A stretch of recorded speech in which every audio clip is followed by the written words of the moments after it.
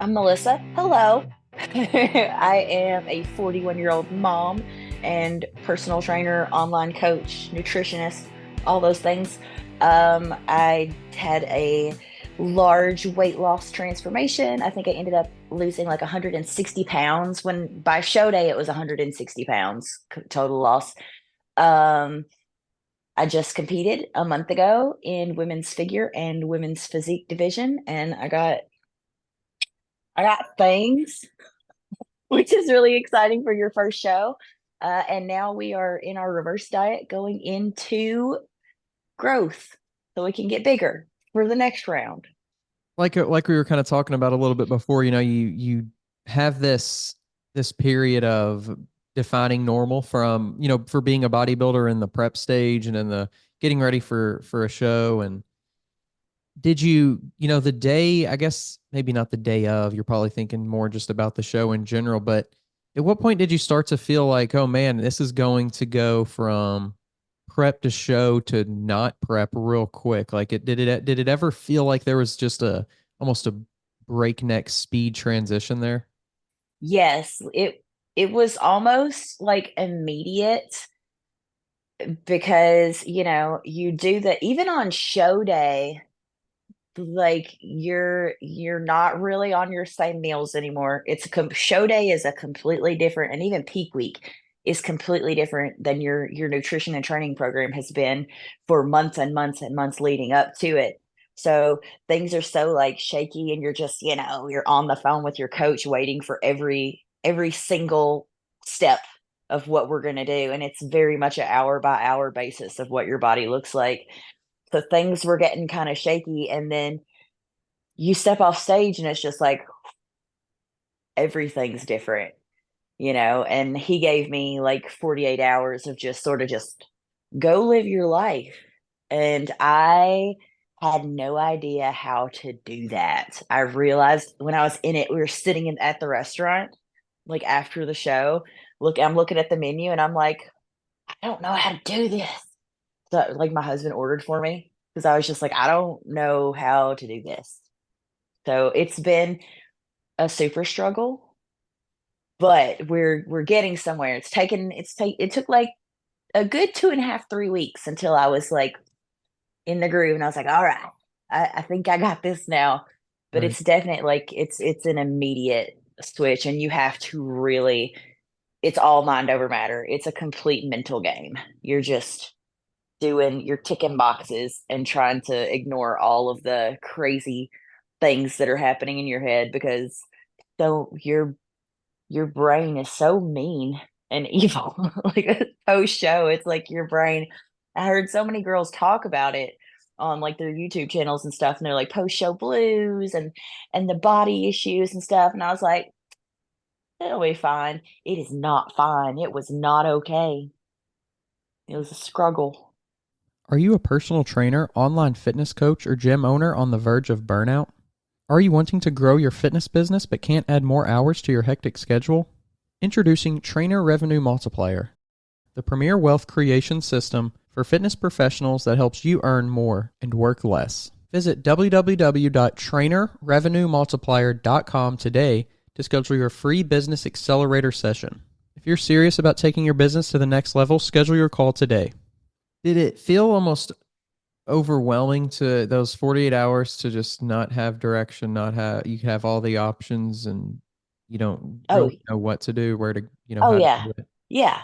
I was so comfortable and safe in my planned meals, and I know exactly what I'm eating. And like I wanted all of the things, and there's just no way after you've been, because I mean, let's face it, like prepping for a show is a restricted diet. You are restricting, no matter what anybody says. You're in a caloric deficit. There are things that you have completely taken out of your diet. You're restricting your intake. So to go to your brain, it's like, I want all of these things, and you just can't actually fit all of those things in your body. So it's like, it's very much making choices of, okay, I want this, and I want this, and I want this specifically. And my brain couldn't do it. My brain could absolutely not do it. I had other people being like, here, eat this, eat this. My mom and sister went and got donuts and croissants and like all and cinnamon rolls and stuff and brought them to the show, to the venue. And they're like, here, Melissa, just put this in your face. I was like, thank you, because I really don't know what to do right now. Besides just, I was so excited and just running around like a little squirrel with all my little things. And then people just feeding me sugar. That was the 48 hours post show, was just people shoveling food into me because I just didn't know. I was like, I don't know what I want. I want all of it. So somebody just give me something. I was so miserable because I hadn't been eating sugar. I hadn't been eating dairy, which is like one of my favorite things in the world. But like I hadn't had dairy in forever. Um, Fried stuff. Like I don't even like fried food, but I had like this brisket poutine with it, man, it was so good. We went to this like little Irish pub and I got less than half a serving of what I ordered in my body and I was in so much pain and I bloated so big. My abs were still all like sticking out, but dude, I had a gut that was just protruding and I think for a good like 3 days I was in so much like upper GI pain that I was crying. The drive back from Ohio where the show was miserable. I was just like I was in the passenger seat next to my husband and I was like, I just don't want to do this ever again. Can you stop and get me some ice cream? I guess going a little bit to show day, walk us through a little bit about what that experience was like for you, leading up to actually getting on stage and then getting on stage finally and competing and posing and, all the fun stuff. It was seriously so much fun.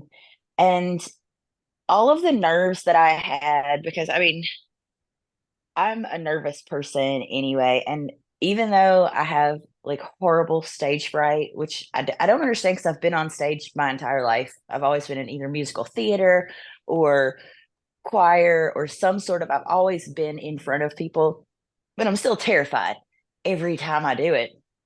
So, the night before the show, I didn't sleep very well. I was just like fretting and worrying about like what it would all of the bad things that can happen. You play over every scenario in your head. But once I got like that last coat of tan on, and I was there with my friend Jordan Sue. She's a wellness competitor. And she also competed figures, so we competed together. And there was another girl that I know from online who was in the show. So it was like I had people with me and we were kind of going through it together. And then once we got with all of the rest of the girls and had the athlete meeting, everything just went away. Like all of my nerves, all of my anxiety, everything went away. And we were just having so much fun. I posted a lot of like little videos on Instagram of us all, we're dancing backstage and we were having pose offs. And it's so much fun. And it really is like a sisterhood. And nobody's like mean or catty or there are no attitudes. Everybody's just complimenting each other and being like, oh my gosh, look at you. It was so much fun, which I've never had like that sort of relationship with women. I'm a tomboy and have never been like a girl's girl. I've always just done what the boys do. So it was so much fun to be able to like hang out and be like hanging with the girls talking about hair and makeup and stuff. It was a really good time. That's funny. It's almost like I never thought about it, but it's almost like a combination, I guess, of like a somewhat masculine, traditionally masculine thing, right? Of like the strength training, the Mhm. bodybuilding side of it, like which is kind of like more seen as traditionally masculine. And then you have like the traditionally feminine side of that too, kind of coming together. Do you think that like those those two right there that come together that you almost like have to do both in order to like have that full package. Do you feel I've, like there's some sort of like personality that gets brought out within everybody because most people are, traditionally one way more or the other? yes, I think that has a lot to do with it. I think that has a lot to do with why you do hear so much about the community and how strong it is and how supportive we all are, especially as women, because we are all going through the same things. We are all kind of like busting down stereotypes of being women, purposely putting on muscle and then doing this very hard thing, which is, stereotypically a male sport.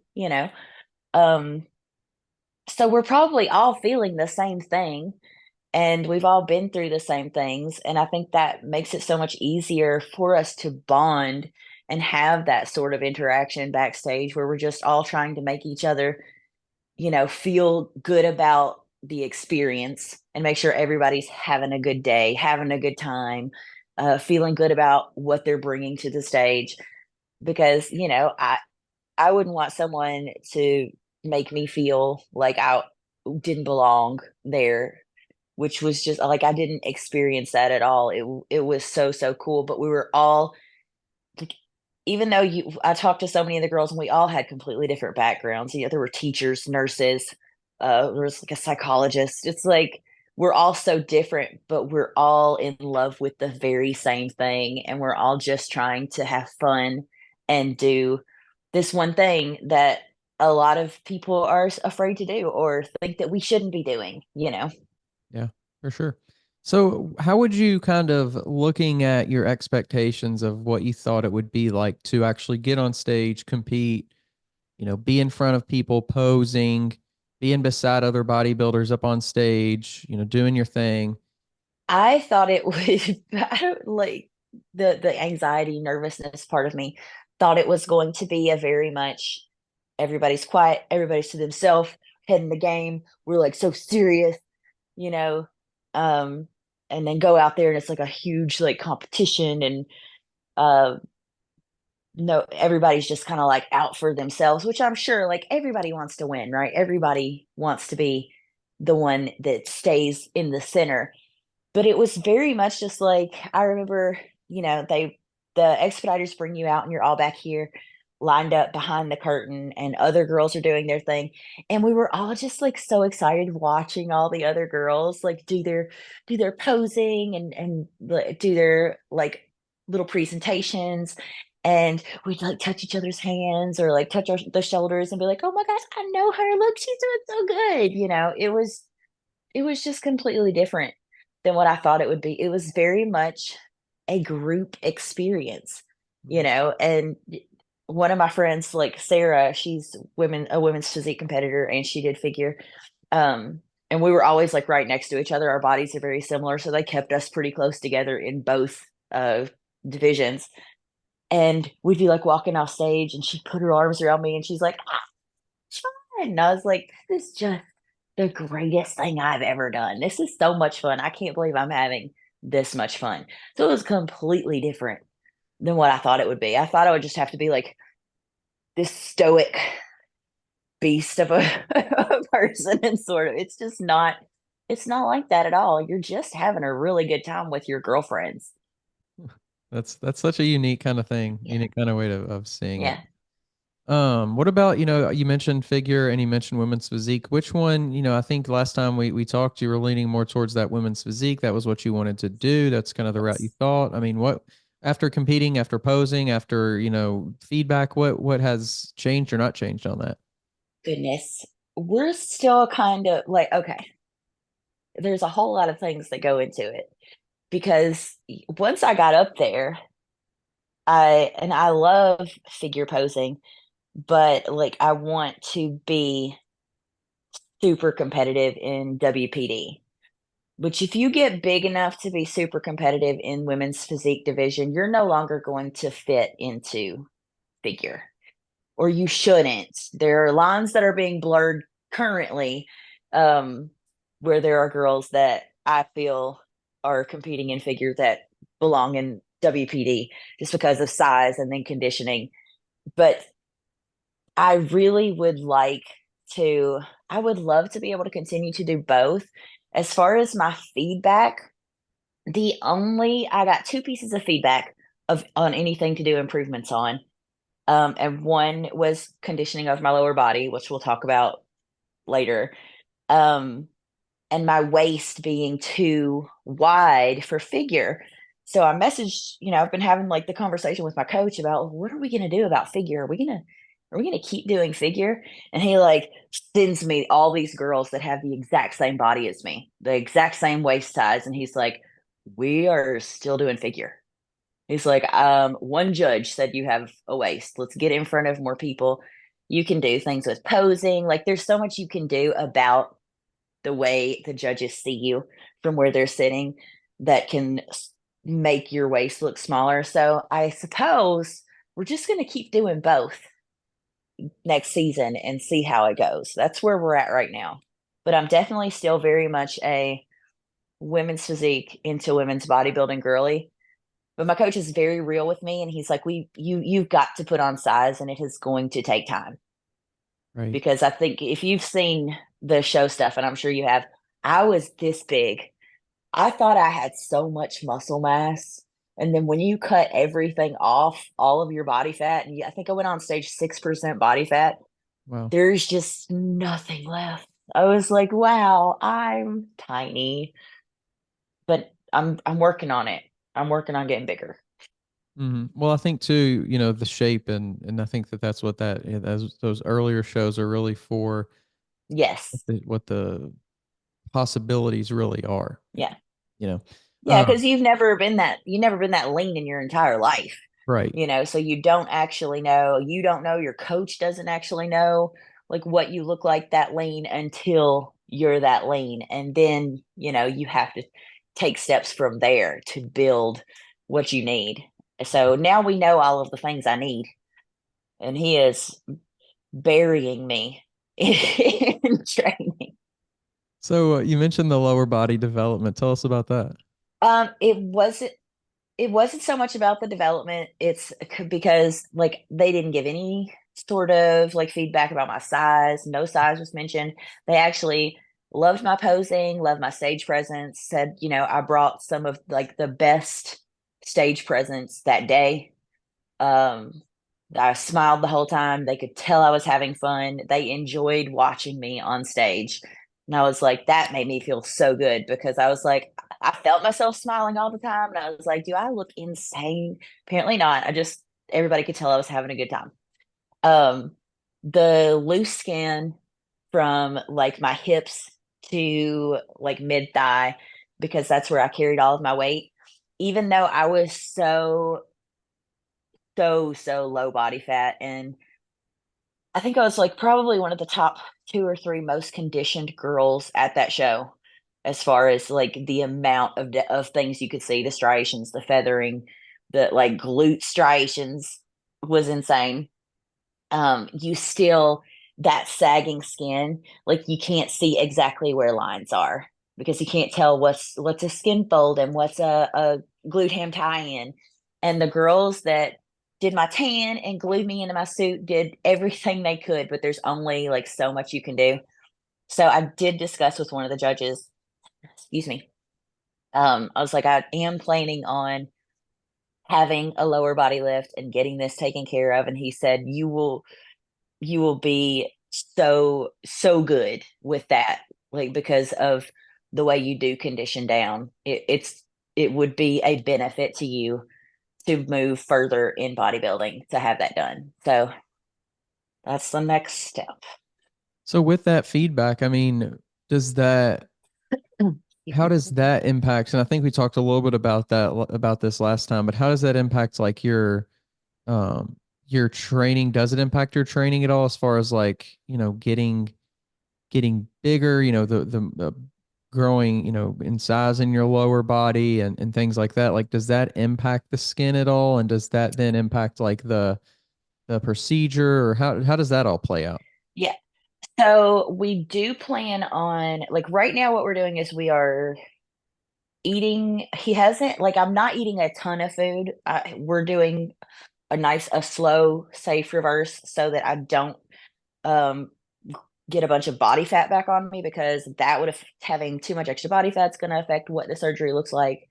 Um, you still want to be pretty lean when you go in so they can get the skin as tight as possible.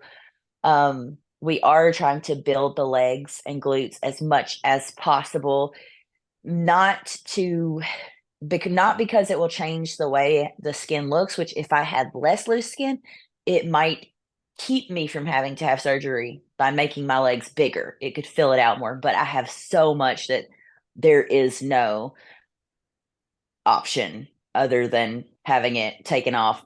Um, but we want to build as much as we can before surgery because I will be out of the gym for such a long time, and you do lose muscle mass just regardless once you're not in there on a regular basis. And I think the surgeon that I've been speaking with said for the lower body lift, I would have to be out of the gym completely for 8 to 10 weeks because it's full circumferential incision all the way around my body.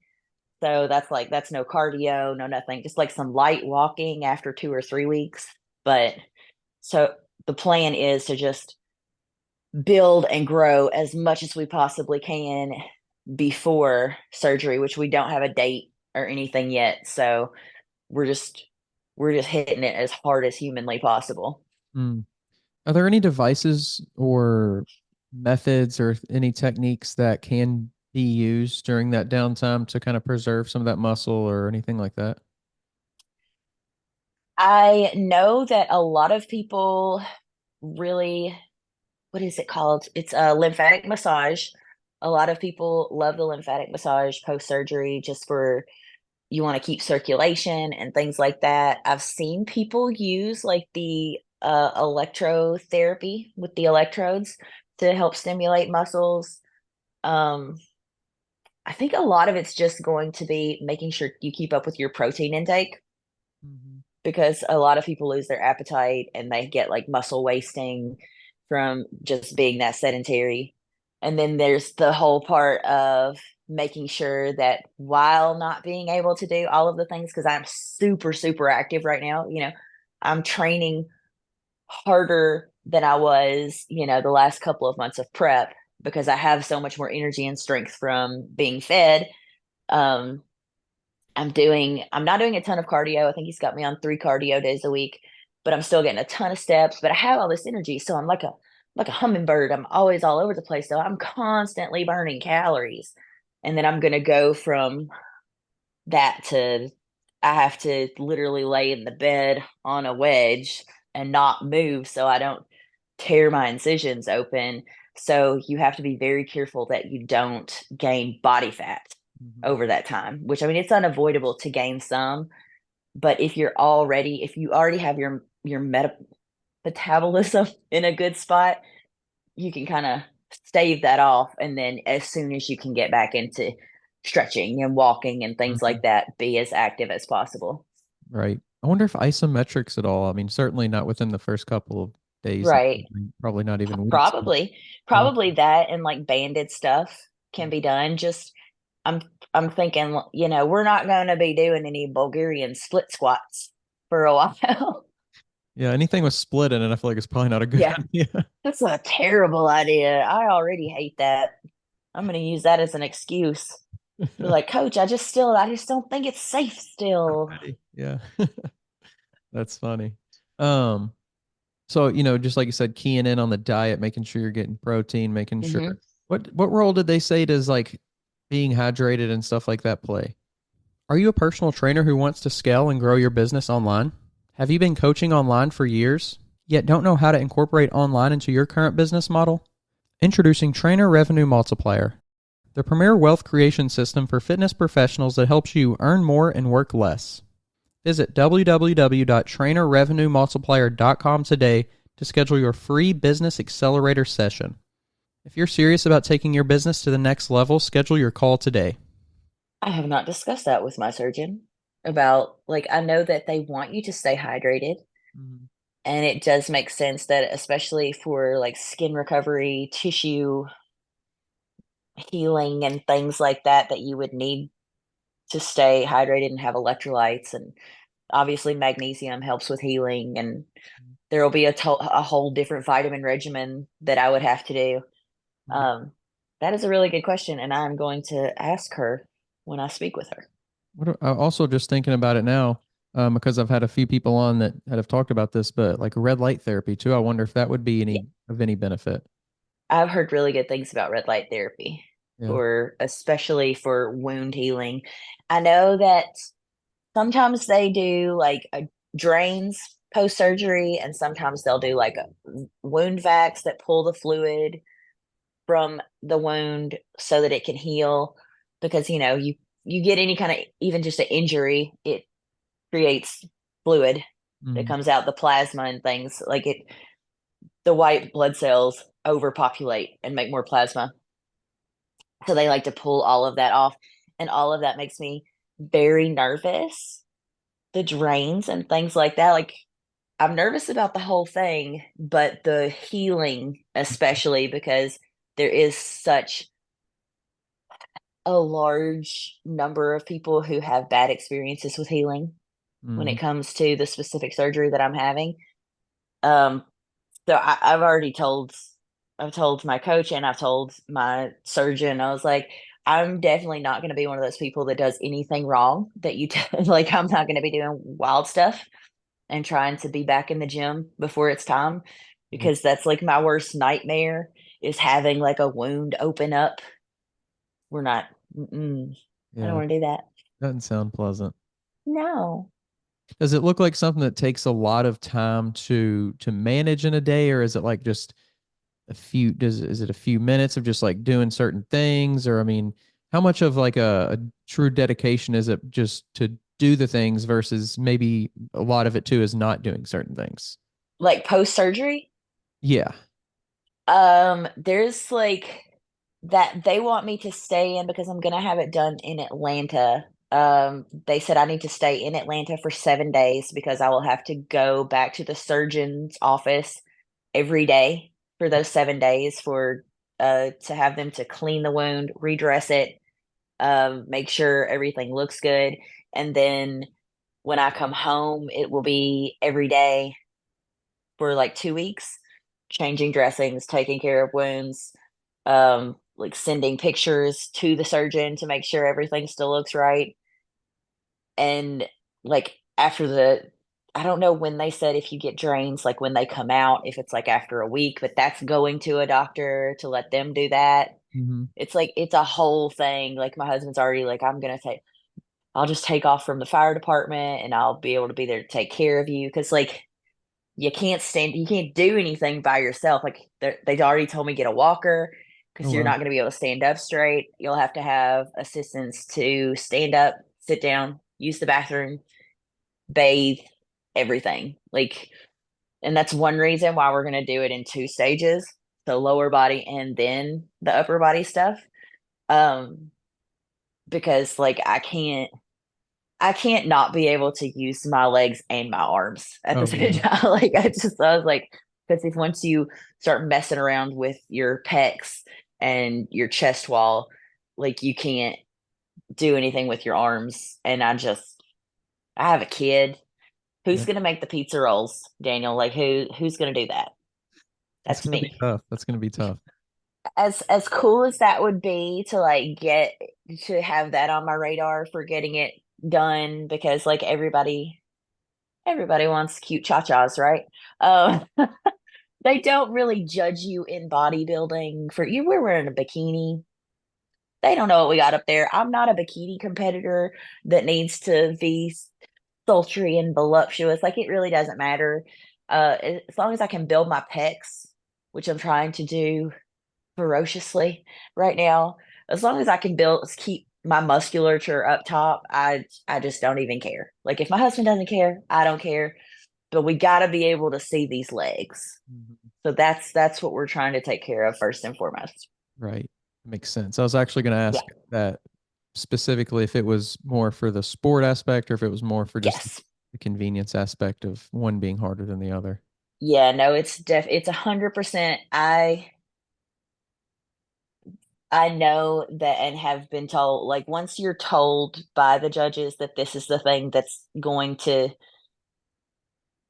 get you further, you're gonna you're going to continue to get the same feedback and not make it to a national stage if you don't take care of this kind of thing. It's like, well, if I want to do anything any further in bodybuilding than top three at a regional show, then I have to get this done because I work so hard in the gym and I'm so dedicated to my nutrition and I do everything and the physique that I could bring if I had my body completely fixed, Hmm. would I feel like things would just move so much faster for me. Looking back at comparison photos, that was just one of the only things keeping me. My legs were the only thing keeping me from getting like second. The girl that won in WPD in my division deserved deserved everything. She looked phenomenal. Everybody that showed up at that show looked crazy and did all of the work. I was like, wow, these girls are crazy like me. And we all just did the thing. And I was so proud of everybody. And I met some of the coolest, most hardworking women ever. But my legs were definitely the only thing that kept me from getting second. I'm gonna say it. Have you ever had any dream like that with the lower body or just in general? I guess even just with the whole physique. I've had like moments. I wasn't specifically like asleep, but it's a lot of what I did, like meditations I did leading up to show day, was envisioning, like closing my eyes and really envisioning what I wanted to look like, not even on that show day, but the possibilities for my physique, like on a big stage, like an Olympia type scenario. You just think about the best you think you could possibly look, and you just keep that picture in your head. So I just kind of keep it there. Like I know what it looks like. I know what I could look like, and it's phenomenal. And it kind of keeps me going, Mhm. to have that mental image to sort of check back on and be like, you can do this. Like you can look like this. It's going to be a lot of work. And you're going to be sad a lot and because it's going to be so hard to get there, but it's going to be so worth it and you're going to be so proud of yourself. So yeah, I do those meditations a lot, just sort of envisioning the finished, if you will. Although bodybuilding, you're never finished. Right. You're always going to find something you want to change, something you want, somewhere you want to be bigger or somewhere you want to be tighter. It's just a forever evolving image of yourself. And even if you did reach that perfect potential you, like you have to maintain that too, right? So I Yeah. mean, there's never the picture is never being done. Like it's never done being drawn, No. it's never done being painted, whatever. With that being said, though, like, is it something when you're training that you feel like you ever look in the mirror, you ever kind of look at even just look at yourself, and you can sometimes like you'll see that you'll see that potential, like you'll see just like a glimpse of that, like oh wow, this is that in that brief moment, like oh this is that. Yeah. Yeah, I have certain ways I pose myself that I do on purpose, and the type of gym clothes that I wear, like the leggings that I wear on purpose, because they hide so much of my skin because like I'm flat, like I don't have fat, but the skin kind of like bunches up and will look like chubby rolls sometimes. So I wear like a specific type of pants so that I don't see that. It's not for other people. Like I don't wear what I wear for other people. I wear what I wear because it's hiding the things that I don't want to look at on myself.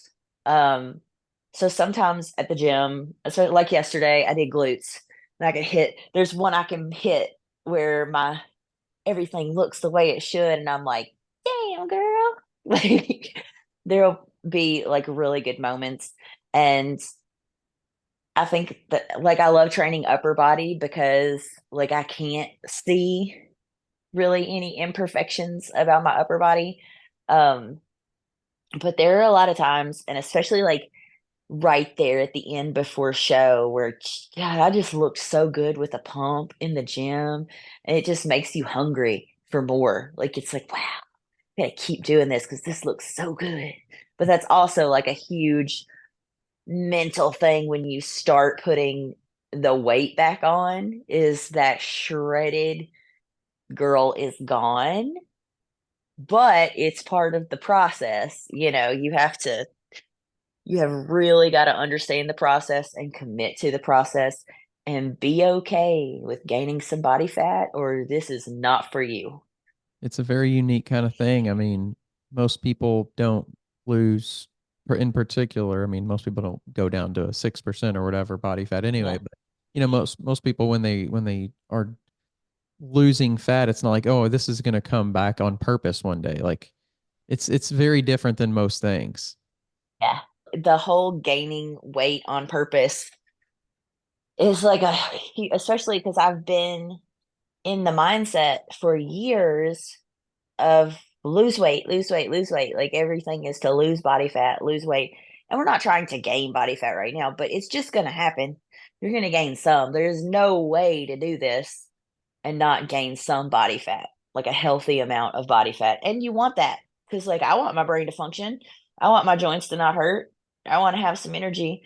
All that is fat that does that for you. So it's taken like a lot of really, really bad days post show for me to just be like, man, this is fine. The sky is not falling, okay, because your body is changing. This is completely natural because, like, as soon as I started, because I was super dehydrated, didn't drink anything the day of my show.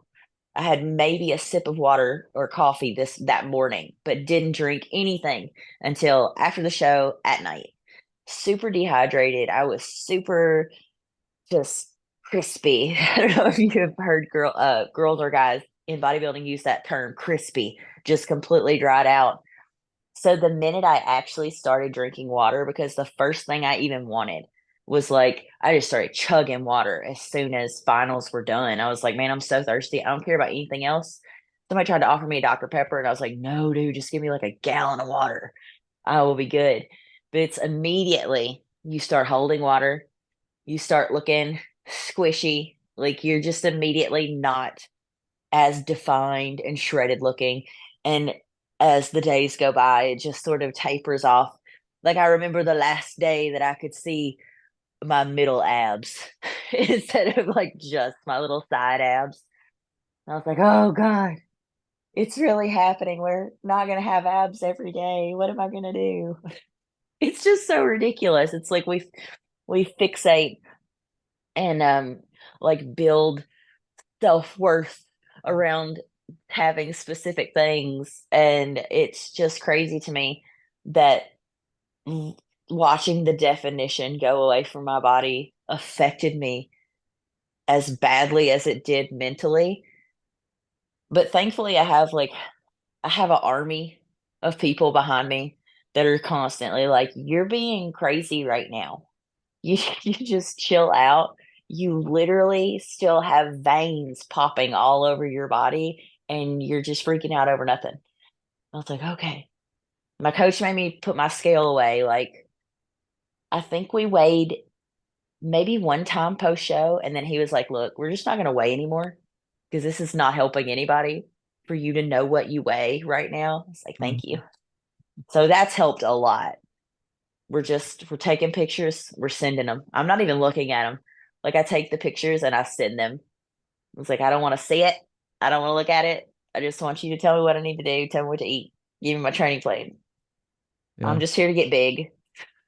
This podcast is sponsored by Smoking Gun Coffee, a veteran owned coffee company that strives to give back to those in need. Don't forget to use code TWR10 for a 10% discount at checkout.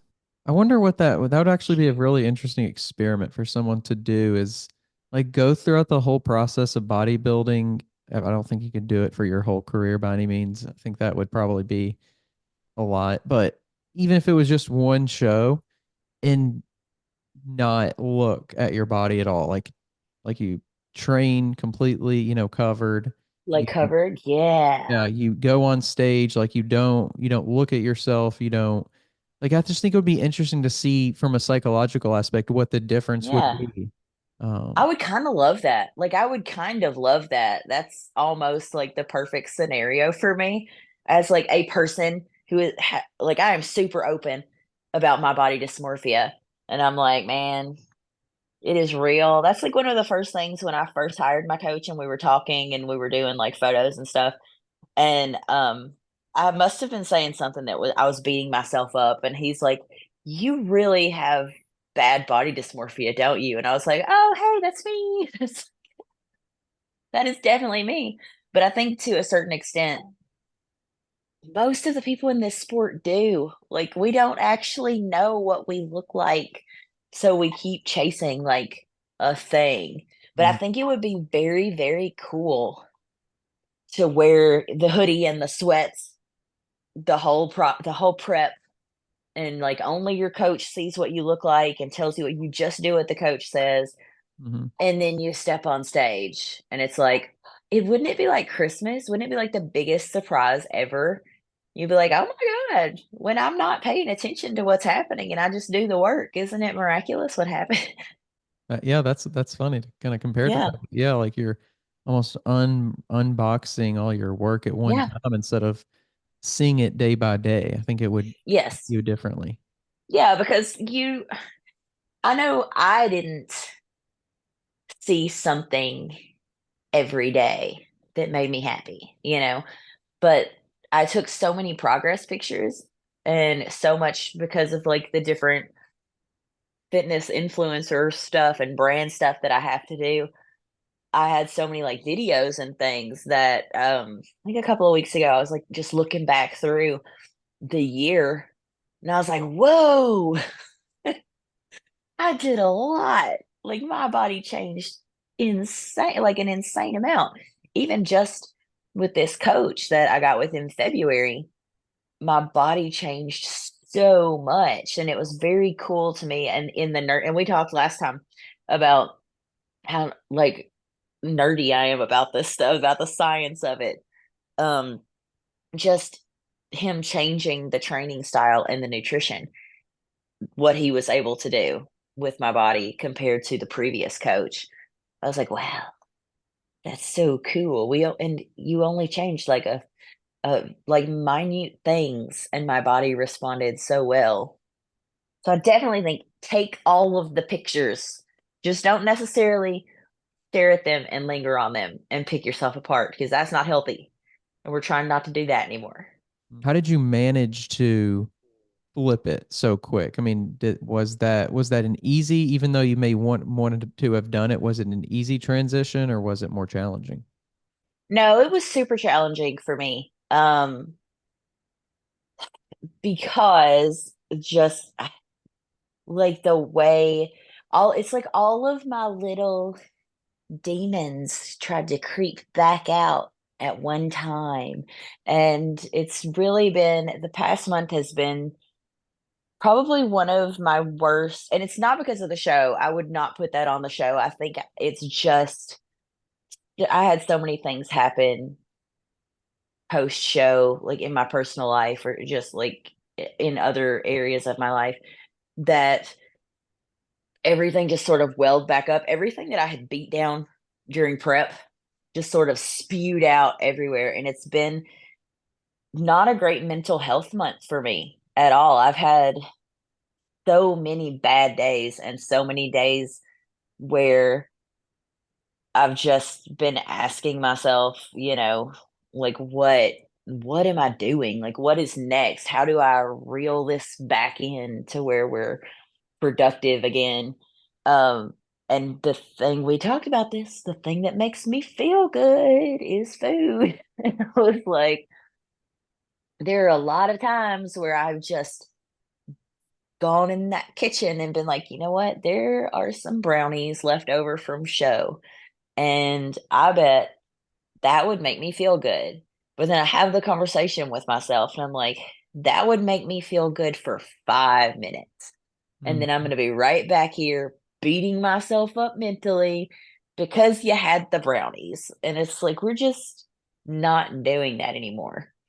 So it's been a lot of growth, a lot of growing pains this month, a lot of rewiring my brain. It's it's literally a daily thing. And I'm so thankful that my coach does my meals. And it is not for everybody the way that we do it. Like, I do not do macros.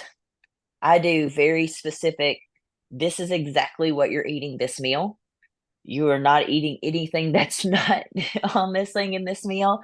Um, it's still very much the same foods I was eating in prep, but he has added things in. Like, I am getting a bagel and cream cheese for breakfast, which is crazy, but it's good. Like, I get the things that I love. Like, he knows I love bagels. He knows I love the cream cheese. He knows I love sweet potatoes, which I wasn't having in prep. Um, Still, like, so I'm getting enough of things that I really like.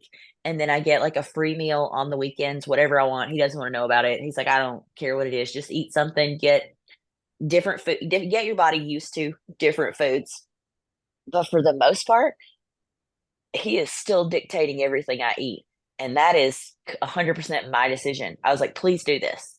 Because if I can make a choice, I'm going to make some dumb ones. Because there will be pizza every day. There will be so many things. It's like, I want to be able to slowly work through this and learn how to eat because I've also never done a coached bulk. Like, I've never had a coach for a calorie surplus growth phase. I do not know how to do it properly. Like, what I just sort of figured, like, when I was powerlifting, I just ate everything to get bigger and stronger. You just like go to the Chinese buffet and eat as much as possible the night before competition and hope for the best. It's like load up on 1,000 grams of carbs and go in there and deadlift. So this is very terrifying for me. It's like we are going to eat a lot of food on purpose and we're gonna learn to be okay with it. So putting in small amounts of things that I wasn't having before, learning what is too much of something, which we're still eating like 6 times a day and we're eating more food. And you have to kind of get your body used to eating more food, which is also hard. So, like, the keeping it not doing like super calorie dense foods and keeping your meals like a decent size so you're not hungry all the time. you know Working with your hunger cues is a huge lifesaver for me, because like, if I'm not going to go eat a treat if I'm not hungry. Like, I am in a good mental place for that, where I can differentiate between, am I upset or am I hungry? So that's good. We did figure that out during prep. People don't think about that very often, that we are this kind of society that we're living in now, where everything is so readily available. You can DoorDash, Uber Eats, everything is drive through. We have so much access to whatever we want to consume. This is a very new thing. The Great Depression just happened. Okay, like, we're really not that far out from people just barely being able to get bread. So I mean, that was my mom. What They were super impoverished, and like, there was no food. And then even when I was a kid, it was like, I think I might get to eat at school maybe today, because there was not free lunch yet when I was in school. But people, um, you know, a little younger than me, because I'm 41. So I think people in like their 30s have probably never had to, like, I mean, obviously there are people that have had to deal with hunger, but as a society as a whole, Right. a lot of people have just never had to like learn their hunger cues or figure out like when they need to eat or put themselves on any type of schedule. Mhm. um, for one reason or another, which I know it's super like controversial, is like why kids don't know how to eat. Is it a parenting thing? Should it be the school system's responsibility? Whose responsibility is it to teach people how to eat? Because I am biased, it's my job. Yeah. It's my job to make sure that kid knows how to take care of himself. That's my responsibility. I made him. I need to take care of it. Mm-hmm. But that might not be other moms' work. You Or know, yeah, they don't. Yeah, I'm a, they don't yeah, know. They don't know that or information. they don't, or they just don't know. There are so many parents that just they don't even know. So like what do we do? Yeah. How do we educate the parents on how to do this? And just like how do we get I think the biggest roadblock is getting more people interested in educating themselves on those things. Like everybody wants to be healthy and there's like an obesity epidemic. We know it. We don't have to like tell anybody that hey, there's an obesity epidemic in America. We know. um, but how do we get people interested in changing and making that different? Because hunger cues, your relationship with food, what you're using food for, it's all like a big discussion that a lot of people don't want to have, Right. you know? And how do we get people wanting to have the discussion or to care about having the discussion? It could go a million different ways and people could start 1,000 different fights about it. I'm just a bodybuilder on the internet. I remember as a kid, and even now, still thinking like there's going to be a day when like a pack you eat, like a nutrition pack, and there's going to be Yeah. vitamins and stuff, and everybody's going to be. Now that I kind of know better, I don't think that's probably a good thing. I don't think that would be beneficial as far as I like don't think so. how artificially processed that would all be. But Yeah. it's weird how we've gone from that to like that potentially being a reality or that potentially being like a solution to almost flipping it around to instead of us worrying about food as the solution, let's just try to not eat as the solution. And Oh God. looking at like different things now that people are taking to not eat. And it's just so crazy to me that we've gone to the complete opposite end of the spectrum. Like we have a problem with obesity and overeating. So what do? Now we make it the norm for people to not eat at all. Like how in the Right. world is that It's like possibly a good idea to I promote? have so many issues with this. And, like I I try not to put myself on like this superiority like thing because like, you know, I could have had gastric bypass and lost weight because I couldn't consume food and could have lost weight that way. There's so many medications. Like now we have Ozempic, we have GLP-1s that and semaglutide, things that are taking away people's appetite completely so that they are losing weight. But the flip side of that is they're also getting muscle wasting. They're losing all of their muscle. Super unhealthy way of doing this. You're destroying your gut. Is just bad news. But people would rather do that than I had a discussion with two people last week that wanted personal training consults. And they, you know, we get to the point where I'm talking about the nutrition and the training process because I won't do nutrition or training. You have to do both. We're gonna do some sort of physical activity. You don't have to go to the gym. We can do stuff at home. You can just go for walks. We're gonna do some physical activity and we're gonna work on your nutrition. But two women were like, well, for that price that you charge, I can get 2 months of Ozempic for what you charge for a month of personal training. And I was like, you know what? I can't help you You're not there yet. Yeah. because you're not mental. I can help you in the future, but you need to do a lot of mental work Right. to get to a place where you want to learn how to eat. Because the big issue is, and I don't have a problem with you going and taking something or doing something besides this to lose a large amount of weight to get you started. If that's what you need to do, then that's what you need to do. But what is your plan after? Are you going to learn about health and nutrition? Are you going to learn how to eat and live your life after you don't have this tool? Because you can't use this tool forever. Right. It's been proven it's dangerous to use it for prolonged amounts of time.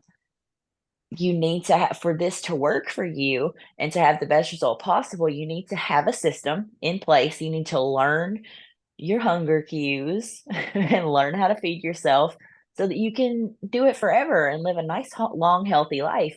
And I just don't see how you can learn hunger cues when you're doing something to keep you from being hungry. Right. Yeah. Well, I think too, educating people on more than why exercise and diet are good for weight loss, right? Like they Yeah. obviously can achieve that goal, but like that is just scratching the surface of the potential of how they can help your, down to the cellular and genetic level. Like Yeah. it's insane to me that people don't understand that connection more on how work, exercise and diet can keep you from potentially getting cancer or Yeah, dementia or it's so much deeper mhm. than weight loss. It's so much deeper than fighting obesity. Like proper nutrition and physical activity can change so much about like your mental health. Like you said, cancer, like the diabetes. There are so many things, heart disease, high blood pressure. Like we're talking about more than just you're chunky and don't like the body you're in. Okay, let's just take that completely off the table. Let's look at your genetics. Let's look at your hereditary diseases. Let's look at hereditary mental things that you may be dealing with. These are all things that with, different supplementation, vitamins, proper nutrition, sunshine, uh, the chemicals and things produced by your brain when you do physical activity, all of these things can be made better a much healthier way than you want to. It's just, oh, that makes me uncomfortable. Like I have to eat what? Like how many plants do I have to eat to feel better? Like, so you're telling me I can't eat all this sugar and just not have cancer. Exactly what I'm telling you. Because that, right, sugar is one of the worst things, like for most illnesses.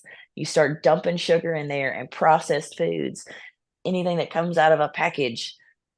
But then you have the side of things where we live in a very impoverished nation where that's the only food so many of these people can get for their families. What do we do?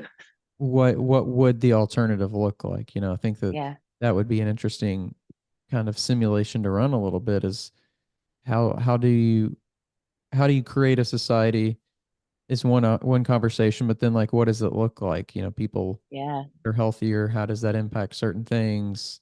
Um, I don't I know. think we just take some steps back. And I have this discussion with my husband a lot because we say we were born in just the wrong time. Because we love to grow things. We love to raise animals. We're very much like, man, if we could get away with it, we just like buy more property and be homesteaders and nobody would ever hear from us. This thing we're talking on right now would just be gone. There'd be no TVs in this house.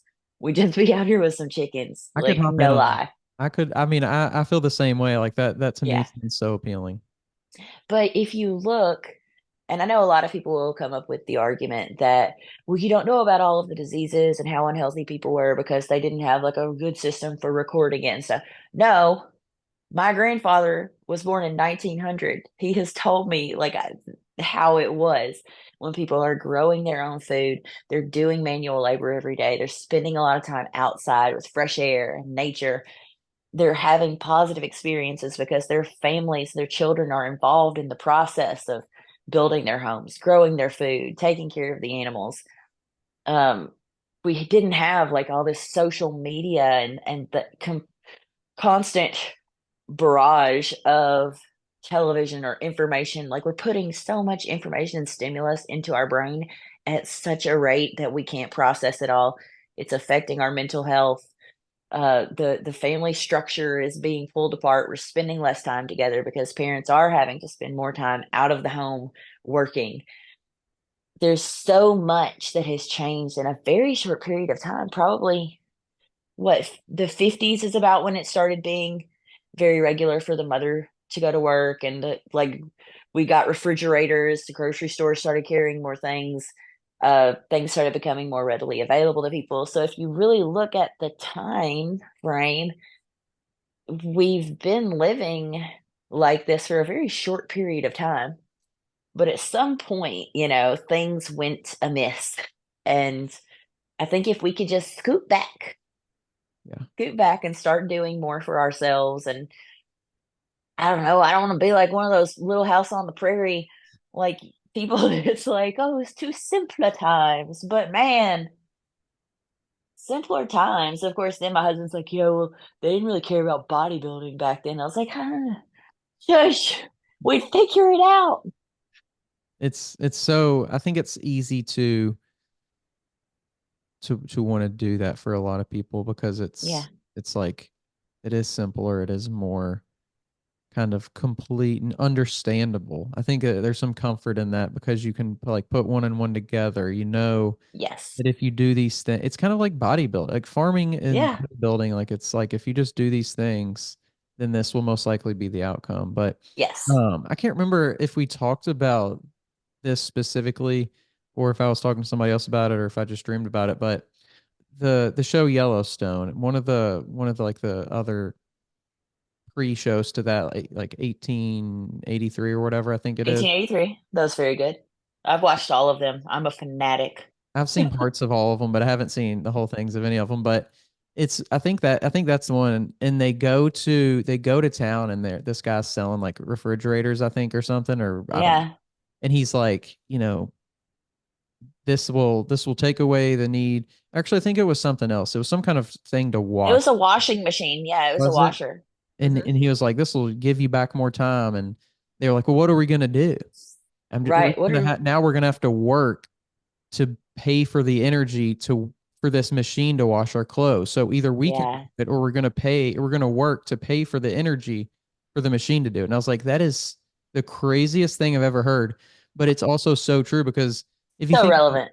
anything, like any modern thing, like most people don't know how they work, don't know how like if they didn't have them, how to like actually do the thing to make those things happen.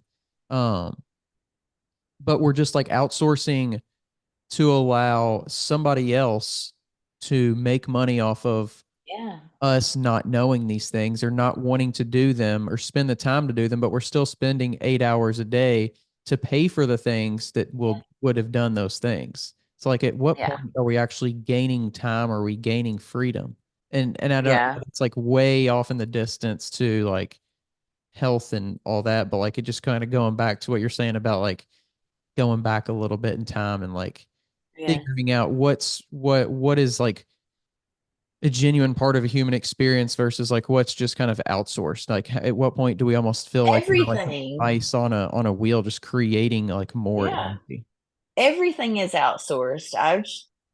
I've really sat with that thought like so much. And I guess it's because like my husband and I don't have any normal conversations. We never had since the day we met. And I think that's kind of why we knew like so quickly after we met that we were it, because we can't talk to anybody else like this without them being like, wow, she's in like, but we have such deep conversations and nothing is normal.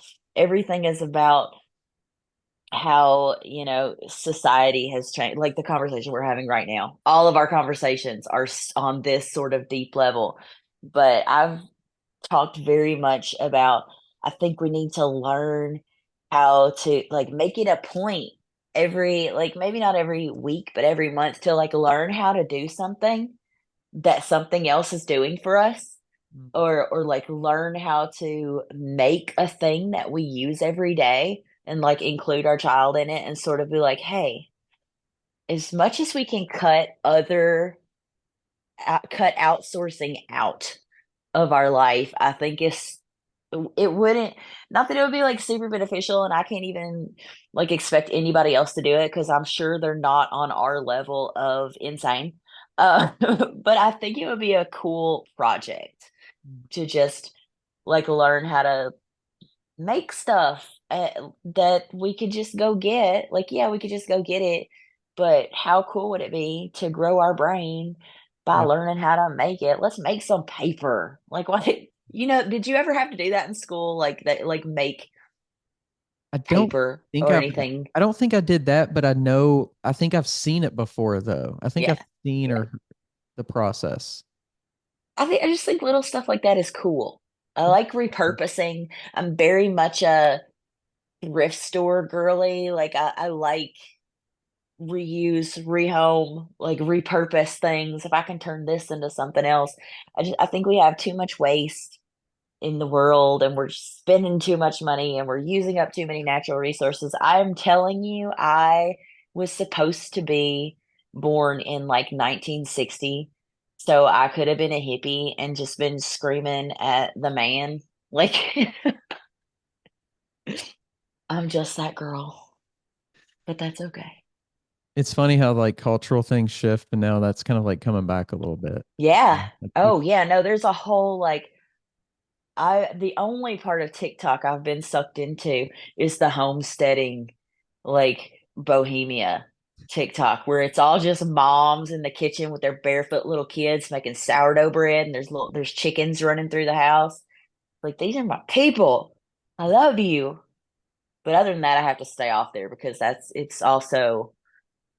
it's mind numbing and people are just doing some of the dumbest stuff I've ever seen in my life. Sometimes you just have to be the awkward person in the room and I be okay with it. And I have my little small circle of people that get me and they're just like, okay, a couple of my friends, they're not on my level, but they are not surprised anymore. And that's why they're my friends because it's like, well, here Melissa goes. She, she's about to tell us about what's going to happen when the government crumbles. Like, I can't help it. I listen, can't help it. been listening too much Joe Rogan, too much Terrence So Howard. much, That's Terrence so much Joe Howard. Rogan. That's what happened. It's all his fault. He's got me thinking all sorts of crazy theories. Yep. Oh man. So kind of getting back on the bodybuilding thing here to kind of wrap things up, we mentioned and you talked about like the outlook for the next, you know, foreseeable future of lifting and putting on muscle and things like that. Are there any particular things that you're really just looking forward to seeing change or to seeing happen or experiencing or growing or learning just along these next couple months?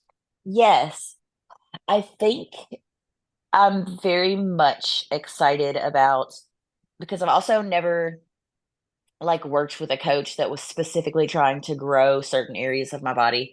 So having super specific training to grow both my legs and my shoulders, because I'm like a slow grower in my shoulders. Although like I did chest today. I look pretty jacked right now. You're welcome.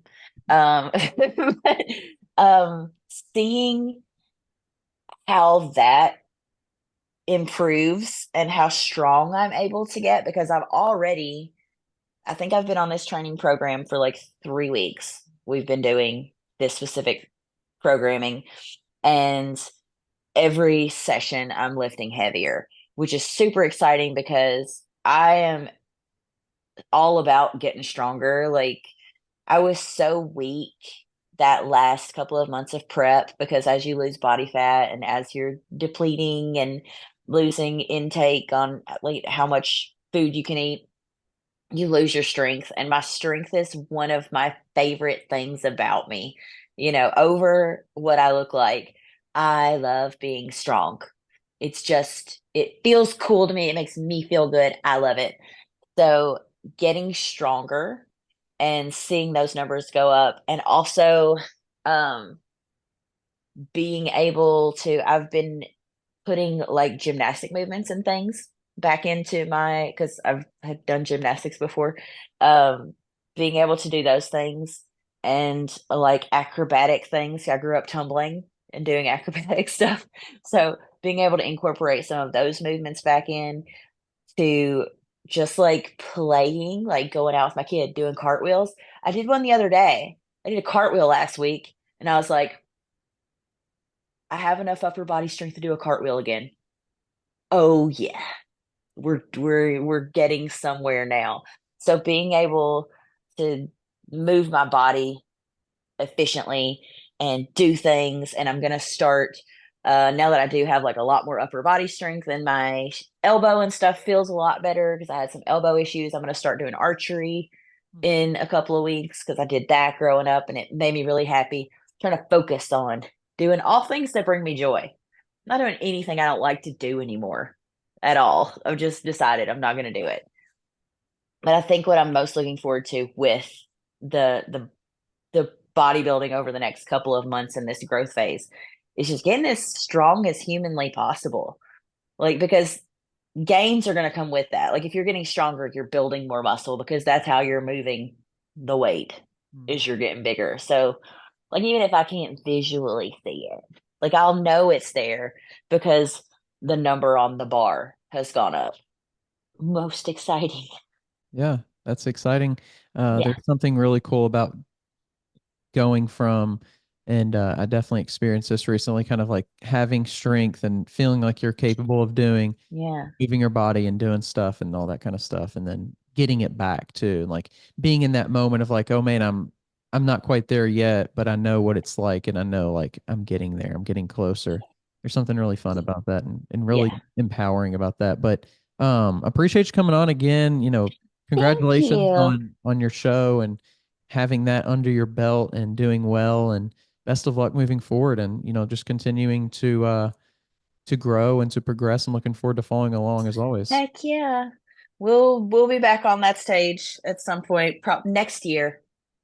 We're just gonna take some time, grow, and do all the things we need to do. But we will be back for the top spot. Well, best of luck once again. And Thank you. before you head out, if you want to share any socials again or anything like that, you can. Yeah. If you guys want to follow me on Instagram, it is the_kinker_bell. I post lots of fitness things, workout advice, nutrition stuff. And from there, you can find all of my other links to my YouTube, TikTok, all the other little spots. And check me out and hang out. I'm just a silly goose that lifts weights. Well, Thank you for having me, Daniel. absolutely. I'll put all that down in the description and I'll let you know before Thank you. the episode goes up. I'll let you get back to the rest of your night, though. Have a good one. Yes. Thank you, babe. See ya. See ya. Bye. If you're tired of searching for a coach or trainer, somebody who knows what they're talking about and has experience, make sure you go check out the new Coach's Corner on weightroompodcast.com. You can find quality, qualified coaches to help you achieve your goals, whether that's in bodybuilding or just general fitness. Stop wasting time and start achieving your goals today. The link to the Coach's Corner is down in the description below.